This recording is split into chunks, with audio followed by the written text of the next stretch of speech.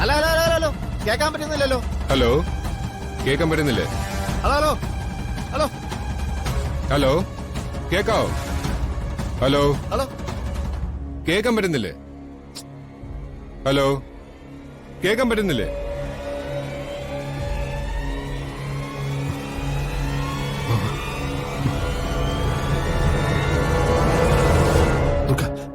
നിർത്തിക്കല്ലേ, ഞാൻ പുറത്തു വരുന്നതോടെ നോക്കാം. ഹലോ ശരിയാക്കി തരാം, ഇങ്ങ് വാടാ. ഹലോ ഹലോ ഹലോ ഇപ്പൊ കേക്കാവോ? ആ ഇപ്പൊ കേക്കാം, ഇപ്പൊ കേക്കാം.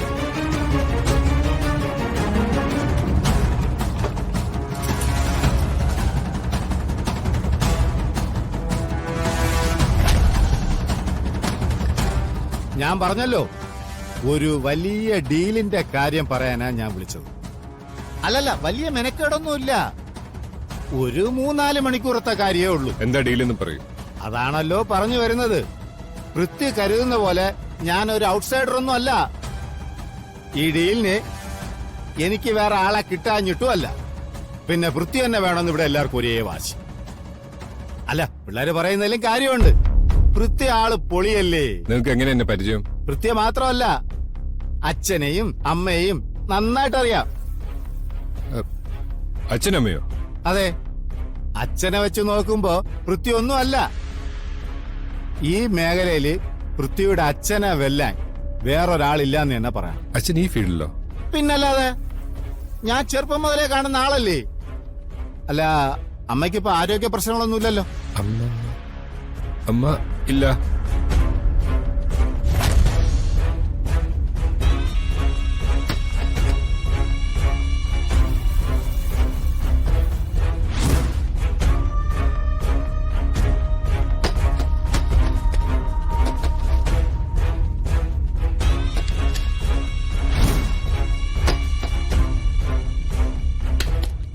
നിങ്ങൾക്ക് എന്താ വേണ്ടെന്ന് മാത്രം പറഞ്ഞാൽ മതി. അയ്യയ്യ പൃഥ്വി, അതെന്തൊരു അങ്ങനെ ഒരു വർത്തമാനം?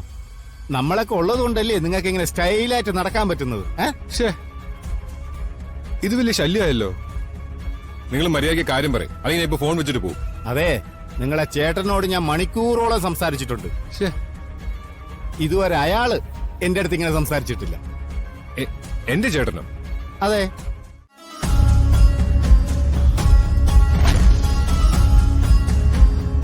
കിരൺ,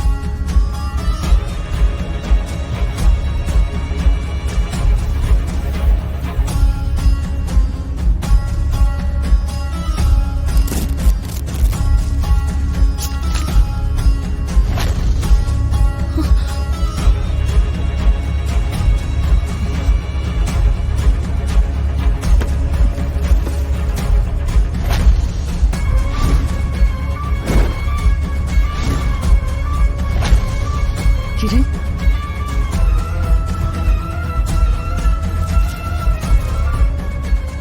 നിങ്ങൾ ആരെയാ വിളിച്ചിരിക്കുന്നത് മിസ്റ്റർ? എനിക്ക് ചേട്ടനൊന്നുമില്ല. പൃഥ്വിയല്ലേ നിങ്ങള്? അതെ, പൃഥ്വിയാണ്. അപ്പൊ ഞാൻ വിളിച്ചത് നിങ്ങളെ തന്നെയാ. അതെ, കുറച്ച് കാശുണ്ടെന്ന് കരുതി സ്വന്തം ചേട്ടനെ തള്ളി പറയരുത്. സുകുമാരൻ ചേട്ടന്റെ ആത്മാവ് പോലെ അത് ക്ഷമിക്കൂല.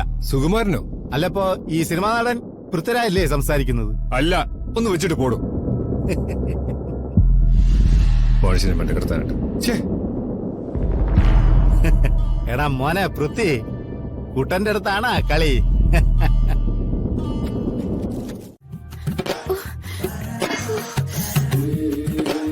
കഴിഞ്ഞു.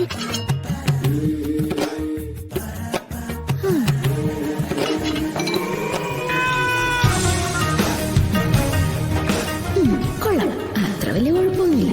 കുറച്ചുകൂടി ഉപ്പ് വേണം. ഇട്ടേക്കാം. ഇനി അതിനും ഒരു കുറവ് ആരും പറയണ്ട.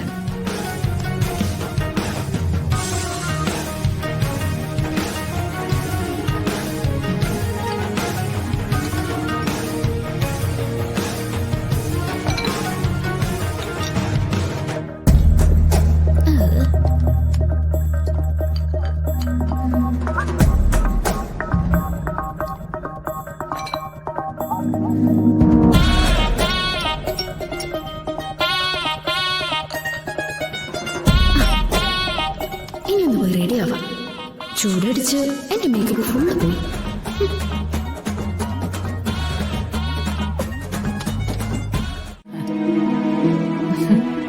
ഇരിക്കെ.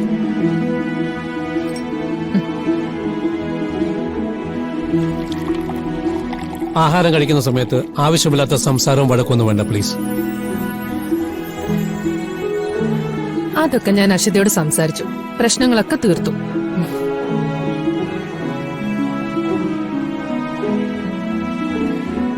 ഇപ്പോഴത്തേക്ക് ആഹാരം എല്ലാം ഉണ്ടാക്കിയത് അശ്വതയാ. ഓ, അപ്പൊ അത് കൊള്ളാം. അപ്പം വഴക്കും പ്രശ്നമൊക്കെ തീർന്ന് സമാധാനമായില്ലയോ? അതെ, കൊള്ളാലോ. രാവിലത്തെ പോലെ തന്നെ നല്ല ടേസ്റ്റ്.